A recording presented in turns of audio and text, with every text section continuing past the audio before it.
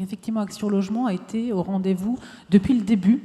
donc vraiment depuis la loi Borloo et la création de l'agence, avec des partenaires sociaux qui se sont engagés dans ce programme et qui n'ont jamais failli depuis. Et cet engagement, il est lié à ce qu'on disait tout à l'heure, c'est aussi que dans ces quartiers, on loge énormément de salariés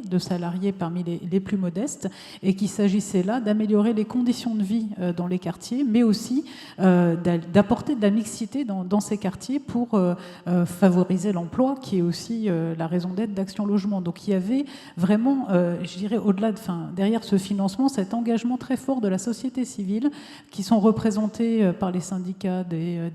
patronaux et les syndicats de salariés, qui voulaient apporter leur pierre à l'édifice. Et donc à l'époque, c'était même pas encore Action Logement, c'était l'UESL qui s'est engagée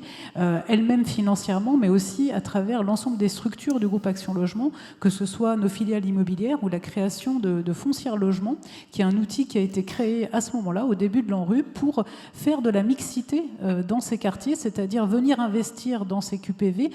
qui étaient quand même, il faut le dire, délaissés par les promoteurs. Là, ils y arrivent, ils reviennent, mais il y avait du foncier autour de ces quartiers et peu d'investisseurs qui venaient faire des programmes de logement privé, et c'est ce qu'a fait Foncière Logement.